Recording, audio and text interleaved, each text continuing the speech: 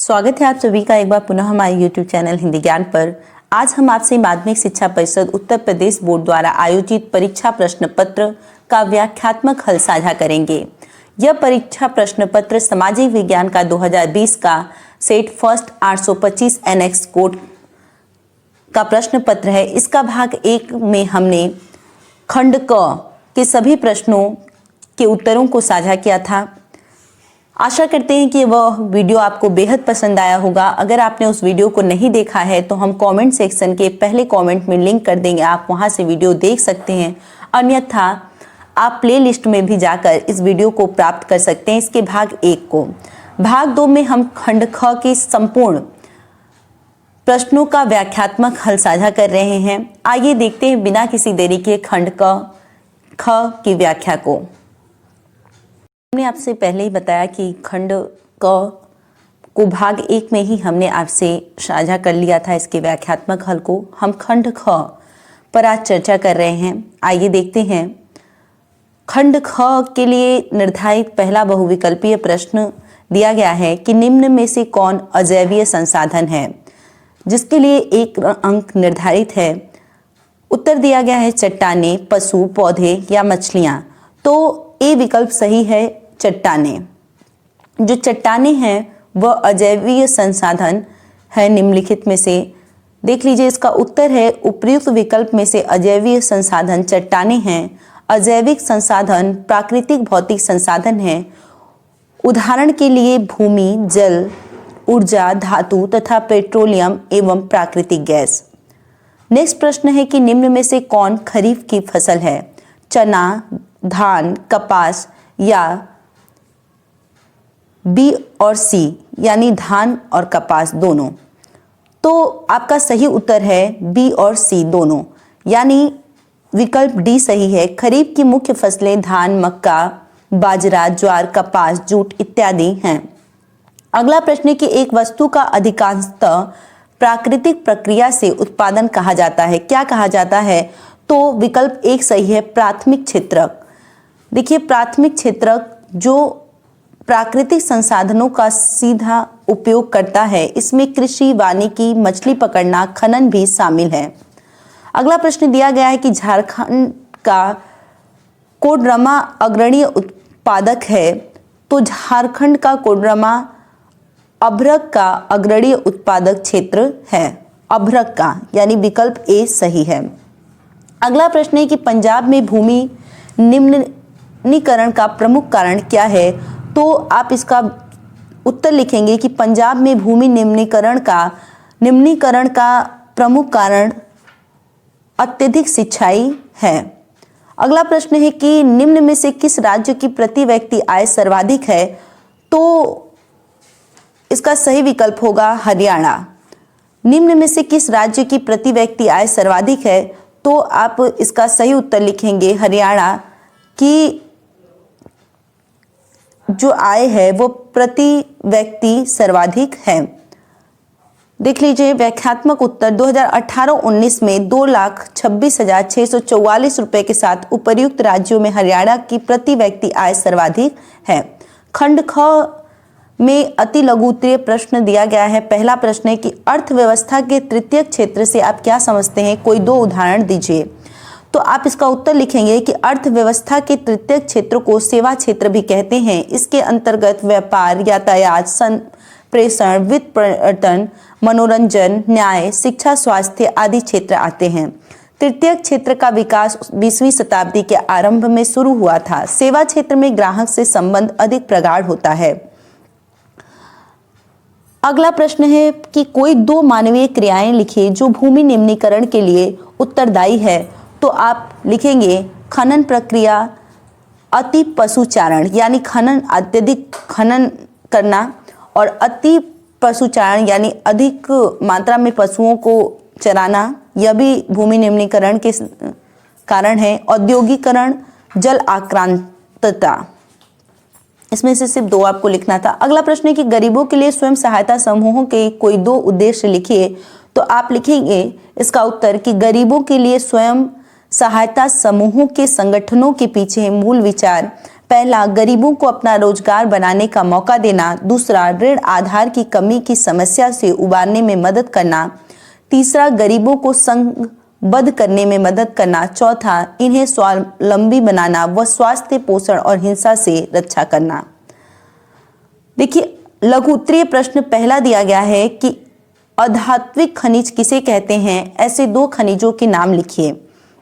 तो आप उत्तर लिखेंगे, जिन खनिजों से अधातु प्राप्त होते हैं उन्हें अधात्विक खनिज कहते हैं, जैसे अभ्रक, चूना, पत्थर इत्यादि। अधात्विक खनिज मुख्यतः परतदार चट्टानों में पाए जाते हैं। इन खनिजों में धातुएं नहीं पाई जाती हैं। अथवा दूसरा प्रश्न इसी के अंतर्गत दिया गया है कि ऊर्जा के गैर परंपरागत स्रोत किसे कहते हैं, भारत में सौर ऊर्जा का भविष्य कैसा है। तो आप इसका उत्तर लिखेंगे कि गैर पारंपरिक स्रोत वे हैं जिनका प्रयोग करने का उपाय तथा तकनीक पहले दोनों ही नहीं थे। ये पृथ्वी पर असीमित मात्रा में हैं। ये कभी लुप्त नहीं होते। थोड़ी सी चेष्टा से हम सदा इनसे ऊर्जा प्राप्त करते रहेंगे। पारंपरिक स्रोतों की तुलना में ये सस्ते संसाधन हैं, जैसे सौर ऊर्जा, वायु ऊर्जा, ज्वारीय ऊर्जा, बायोमास आदि। भारतीय भूभाग पर 5,000 लाख करोड़ किलोवाट घंटा प्रति वर्ग मीटर के हिसाब से सौर ऊर्जा मिलती है, जो कि संसार की सभी विद्युत खपत से बहुत अधिक है। इसलिए भारत में सौर ऊर्जा का भविष्य उज्जवल है। अब चाहें तो इन प्रश्नों के उत्तर का स्क्रीनशॉट भी रख सकते हैं। अगला प्रश्न दिया गया है कि विकास प्रक्रिया में ऋण की भूमिका का विश्लेषण कीजिए। तो आप इसका उत्तर लिखेंगे, ऋण से हमारा तात्पर्य एक सहमति से है, जहां उधारदाता कर्जदार को धन, वस्तुएं या सेवाएं मुहैया कराता है, बदले में कर्जदार से भुगतान करने का वादा लेता है। ऋण उत्पादक की कार्यशील पूंजी की जरूरत को पूरा करता है, उसे उत्पादन के कार्यशील खर्चे तथा उत्पादन को समय पर खत्म करने में सहायता करता है। इसके जरिए वह अपनी कमाई बढ़ा पाता है। इस प्रकार से ऋण एक महत्वपूर्ण तथा सकारात्मक भूमिका अदा करता है। अथवा धारणीयता का विषय विकास के लिए क्यों आवश्यक है। तो आप इसका उत्तर लिखेंगे कि विकास का मतलब केवल वर्तमान को खुशहाल बनाना ही नहीं है, बल्कि आने वाली पीढ़ियों के लिए एक बेहतर भविष्य बनाना भी है। धारणीयता का मतलब होता है ऐसा विकास करना जो आने वाले कई वर्षों तक सतत चलता रहे। यह तभी संभव होता है जब हम संसाधन का दोहन करने के बजाय उनका विवेकपूर्ण उपयोग करते हैं। कुछ समय से दुनिया में तेजी से औद्योगिकरण से अस्थायी विकास का मुद्दा उभरा है। यह महसूस किया जाता है कि आर्थिक विकास और औद्योगिकीकरण ने प्राकृतिक संसाधनों का बहुत शोषण किया है। स्थिरता प्राकृतिक संसाधनों का तर्कसंगत उपयोग को बढ़ावा देती है।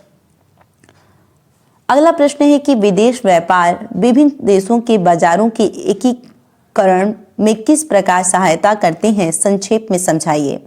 तो आप उसका उत्तर लिखेंगे कि विदेश व्यापार विभिन्न देशों के बाजारों के एकीकरण में निम्न प्रकार से सहायता करते हैं। पहला, विदेश व्यापार घरेलू बाजारों अर्थात देश के बाजारों से बाहर के बाजारों में पहुंचने के लिए उत्पाद को एक अवसर प्रदान करता है। उत्पादक केवल अपने देश के बाजारों में ही अपने उत्पाद नहीं बेच सकते, बल्कि विश्व के अन्य देशों के बाजारों में भी प्रतिस्पर्धा कर सकते हैं। सामान्यतः व्यापार के खुलने से वस्तुओं का एक बाजार से दूसरे बाजार में आवागमन होता है। बाजार में वस्तुओं के विकल्प बढ़ जाते हैं। दो बाजारों में एक ही वस्तु का मूल्य एक समान होने लगता है। अब दो देशों में उत्पाद एक दूसरे से हजारों मील दूर होकर भी एक दूसरे से प्रतिस्पर्धा कर सकते हैं। उदाहरण के लिए दिवाली के मौसम के दौरान भारत के खरीदारों में भारतीय और चीन के सजावटी रोशनी और बल्ब के बीच चयन करने का विकल्प होता है। कई दुकानों ने भारतीय सजावटी रोशनी को चीनी रोशनी में बदल दिया है। चीनी प्रकाश निर्माताओं को यह अपने व्यापार का विस्तार करने का एक अवसर प्रदान करता है। अथवा दूसरा प्रश्न दिया गया है कि उपभोक्ता के अधिकारों की व्याख्या कीजिए।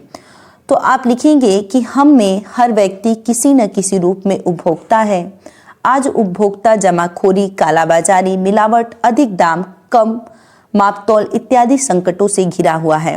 बहुत कम उपभोक्ता जानते होंगे कि उनके क्या अधिकार हैं। भारत में 24 दिसंबर राष्ट्रीय उपभोक्ता दिवस के दिन 1986 को उपभोक्ता संरक्षण अधिनियम 1986 लागू किया गया था। भारत में इसकी शुरुआत 2000 में हुई है। उपभोक्ताओं के अधिकार: पहला, जीवन एवं संपत्ति के लिए हानिकारक सामान और सेवाओं की बिक्री के खिलाफ सुरक्षा का अधिकार। दूसरा पॉइंट इसके अंतर्गत आप लिखेंगे कि खरीदी गई वस्तु की गुणवत्ता, मात्रा, क्षमता, शुद्धता स्तर और मूल्य जैसे भी मामला हो के बारे में जानकारी का अधिकार, ताकि उपभोक्ताओं को गलत व्यापार पद्धतियों से बचाया जा सके। तीसरा, जहां तक संभव हो उचित मूल्यों पर विभिन्न प्रकार के सामान तथा सेवाओं तक पहुंच का आश्वासन। चौथा, उपभोक्ताओं के हितों पर विचार करने के लिए बनाए गए विभिन्न मंचों पर प्रतिनिधित्व का अधिकार। नेक्स्ट पॉइंट है अनुचित व्यापार पद्धतियों या उपभोक्ताओं के शोषण के विरुद्ध निपटान का अधिकार। नेक्स्ट पॉइंट है सूचना संपन्न उपभोक्ता बनने के लिए ज्ञान और कौशल प्राप्त करने का अधिकार। अगला पॉइंट है अपने अधिकार के लिए आवाज उठाने का अधिकार। अब खंड ख का मानचित्र कार्य दिया गया है कि भारत के दिए गए मानचित्र में निम्नलिखित को दर्शाइए।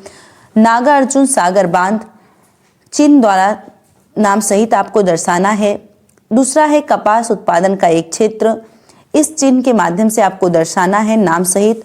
नेक्स्ट है बॉक्साइट उत्पादन का एक क्षेत्र, इस चिन्ह के द्वारा आप नाम सहित दर्शाना है।